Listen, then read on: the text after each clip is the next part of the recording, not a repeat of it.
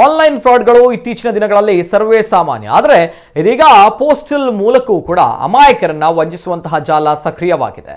ಮಂಗಳೂರಿನಲ್ಲಿ E commerce ದೈತ್ಯ Amazon ಹೆಸರಿನಲ್ಲಿ ಗಿಫ್ಟ್ ವಾಚರ್ ಕಳುಹಿಸಿ ವಂಚಿಸಲು ಯತ್ನಿಸಿದ ಘಟನೆ ವರದಿಯಾಗಿದೆ.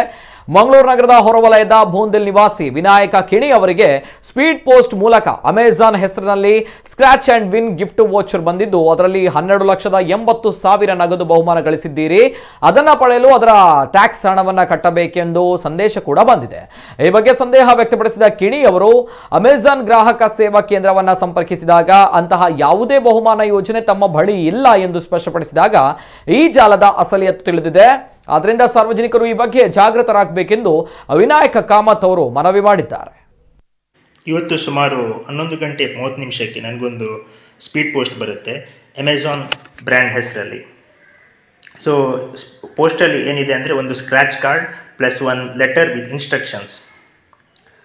ಸ್ಕ್ರ್ಯಾಚ್ ಮಾಡಿದ ತಕ್ಷಣ ಅದರಲ್ಲಿ ಅಮೌಂಟ್ ರಿವೀಲ್ ಆಗುತ್ತೆ. ಅದು 12,80,000 ಬಂದಿತ್ತು.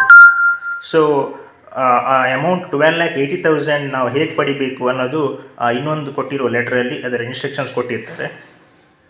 ಅದರಲ್ಲಿ ಅವ್ರದ್ದು ಹೆಲ್ಪ್ಲೈನ್ ನಂಬರ್ ಇದೆ, ಪ್ಲಸ್ ವಾಟ್ಸಪ್ ನಂಬರ್ ಒಂದು ಕೊಟ್ಟಿದ್ದಾರೆ. ಆ ಹೆಲ್ಪ್ಲೈನ್ ನಂಬರಲ್ಲಿ ನಾವು ಏನೆಲ್ಲ ಇನ್ಸ್ಟ್ರಕ್ಷನ್ಸ್ ಕೇಳಿಕೊಂಡು ಅದನ್ನು ಆ ನಮ್ಮ ವಾಟ್ಸಪ್ ನಂಬರಿಗೆ ಡೀಟೇಲ್ಸನ್ನು ಶೇರ್ ಮಾಡಬೇಕು.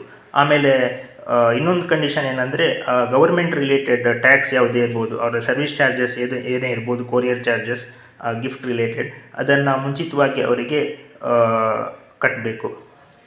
ಹಾಗಾಗಿ ಒಂದು ಅನುಮಾನ ಬಂದು ಅಮೆಜಾನ್ ಕಸ್ಟಮರ್ ಕೇರ್ಗೆ ಕಾಂಟ್ಯಾಕ್ಟ್ ಮಾಡಿ ಕೇಳಿದಾಗ ಹೀಗೆ ಪೋಸ್ಟ್ ಬಂದಿರೋ ವಿಷಯ ತಿಳಿಸಿದಾಗ ಅವ್ರು ಹೇಳಿದರು, ಈ ಥರ ಯಾವುದೇ ಅವ್ರ ಕಡೆಯಿಂದ ಯಾರು ಕಳಿಸಲ್ಲ, ಇದು ಒಂದು ಸ್ಪ್ಯಾಮ್ ಅಂತ ಹೇಳಿ ಇಗ್ನೋರ್ ಮಾಡ್ಲಿಕ್ಕೆ ಹೇಳಿದರು. ಬಟ್ ನಾನು ಇದನ್ನು ಯಾಕೆ ರೆಕಾರ್ಡ್ ಮಾಡಿ ಎಲ್ರಿಗೆ ಶೇರ್ ಮಾಡ್ತಾ ಇದ್ದೀನಿ, ಈ ಉದ್ದೇಶ ಎಷ್ಟೇ ಅಂದರೆ ಈ ಥರ ಸುಮಾರು ಜನ ಮೋಸ ಹೋಗಿರ್ಬೋದು, ಇನ್ನು ಮುಂದೆ ಮೋಸ ಹೋಗುವ ಚಾನ್ಸಸ್ ಕೂಡ ಇದೆ. ಸೊ ಆದಷ್ಟು ಈ ಥರ ಯಾವುದೇ ಫೇಕ್ ಆರ್ ಸ್ಪ್ಯಾಮ್ ಇಮೇಲ್ಸ್ ಆಗಲಿ, ಪೋಸ್ಟ್ ಬರೋದು, ಇಂಥದ್ದು ಯಾವುದಕ್ಕೂ ರೆಸ್ಪಾಂಡ್ ಮಾಡ್ಲಿಕ್ಕೆ ಹೋಗಬೇಡಿ. ಈವನ್ ಇನ್ ಕೇಸ್ ಸ್ಪ್ಯಾಮ್ ಕಾಲ್ ಬಂದ್ರೂ ಡಿಸ್ಕನೆಕ್ಟ್ ಮಾಡಿ ಯಾವುದೇ ಡೀಟೇಲ್ಸ್ ನಿಮ್ಮದು ಶೇರ್ ಮಾಡೋಕ್ಕೆ ಹೋಗಬೇಡಿ ಅಂತ ನಾನು ಜನರಿಗೆ ಹೇಳಲಿಕ್ಕೆ ಇಷ್ಟಪಡ್ತೇನೆ. ಎಲ್ರಿಗೂ ಧನ್ಯವಾದ.